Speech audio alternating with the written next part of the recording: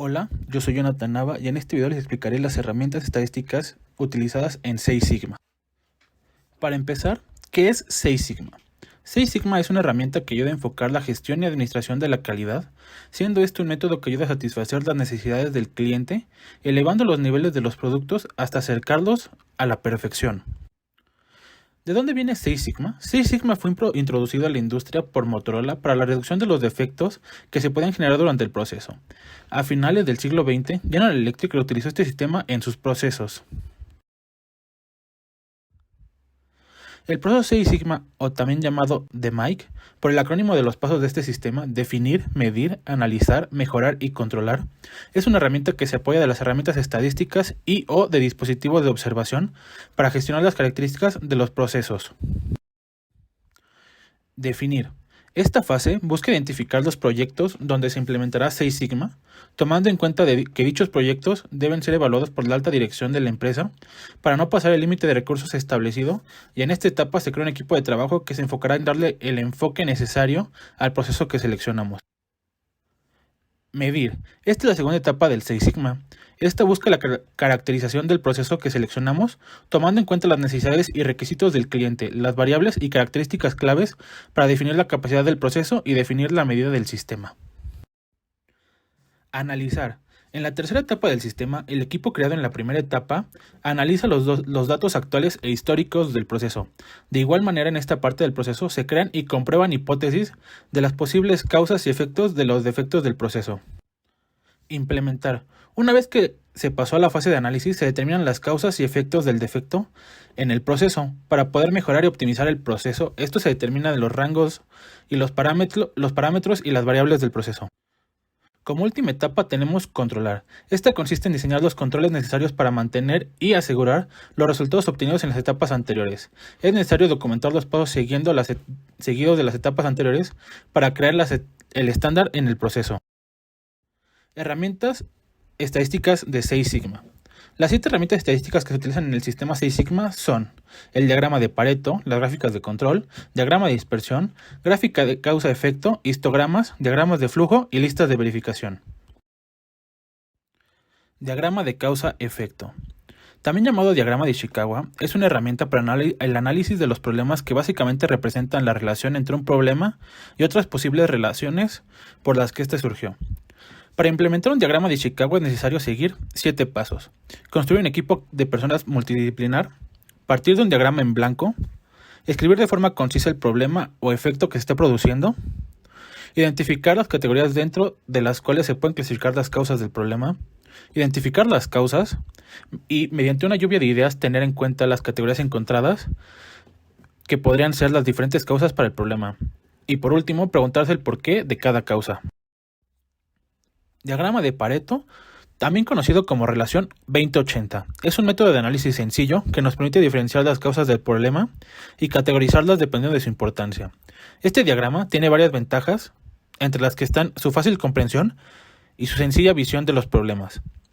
Para poder aplicar este diagrama, es necesario seleccionar, agrupar y tabular los datos. Una vez que tenemos esto, es necesario delinear el diagrama de los ejes en las ordenadas y las abscisas.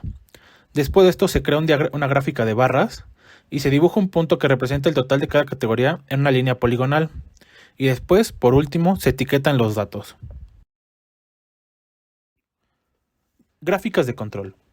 Estas gráficas son un diagrama que nos sirven para analizar un proceso y determinar si este se encuentra estable, o en otros casos asegurarnos de que el proceso continúe de esa manera. Este gráfico nos puede traer varios beneficios para el proceso, como son el control, análisis y mejoramiento del mismo. Esto nos permite intervenir sobre el proceso para mejorarlo y al mismo tiempo identificar las fallas. Para hacer este diagrama es necesario seguir 7 pasos. Determinar cuál es el proceso para trabajar y cuál es la característica de calidad que se va a medir. Definir el tipo de gráfico que vamos a usar. Determinar el tiempo en el que se van a capturar los datos. Recopilar los datos.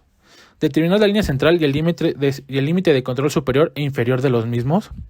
Representar los datos en una gráfica y analizar el resultado. Diagrama de dispersión. Este tipo de diagramas se utiliza cuando es necesario realizar un análisis gráfico de datos de 2 conjuntos de datos para demostrar que existe una relación entre una variable y la otra. Sirve para reconocer fácilmente las relaciones causa-efecto, así como la relación entre dos variables. Para hacer esto se hace una lectura en base al tipo de relación que existe entre los datos y la forma de la relación, la presencia de los puntos irregulares dentro del mismo diagrama. Para crear este diagrama es necesario seguir 4 pasos. Recolectar el número de parejas necesarias de los datos en forma de coordenadas X y Y estos datos suelen representarse en una tabla. Diseñar las escalas apropiadas para los ejes X y Y, ya que estas deben ser proporcionales. Graficar la pareja de los de datos y si hay puntos repetidos demostrar como círculos concéntricos. Y por último, documentar el diagrama. Histograma.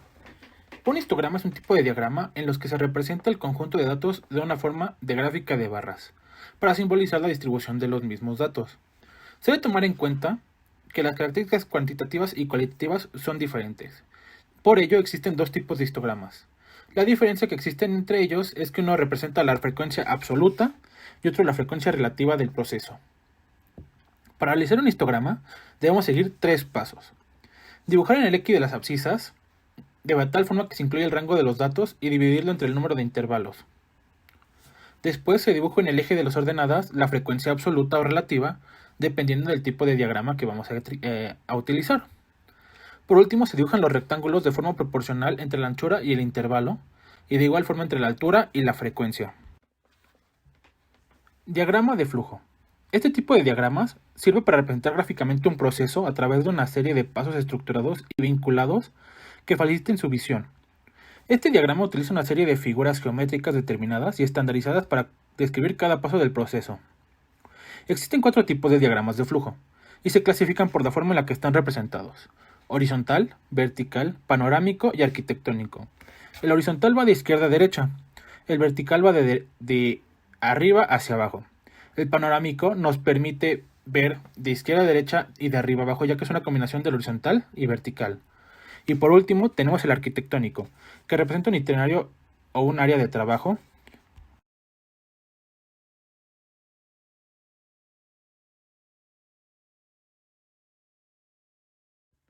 En esta diapositiva podemos ver lo que es la simbología de un diagrama de flujo, tanto su símbolo, su nombre y su función.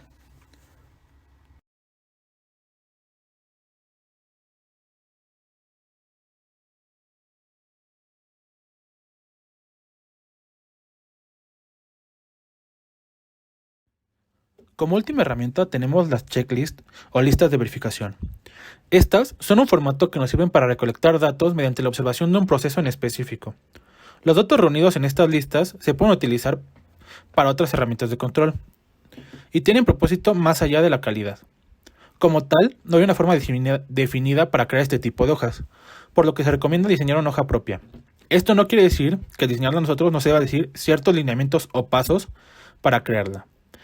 Como un ejemplo, en el paso 1 de la creación de las checklists, es necesario establecer el contexto sobre el cual vamos a medir los datos preguntándonos qué, por qué, cuándo, dónde, quién, cómo y cuánto.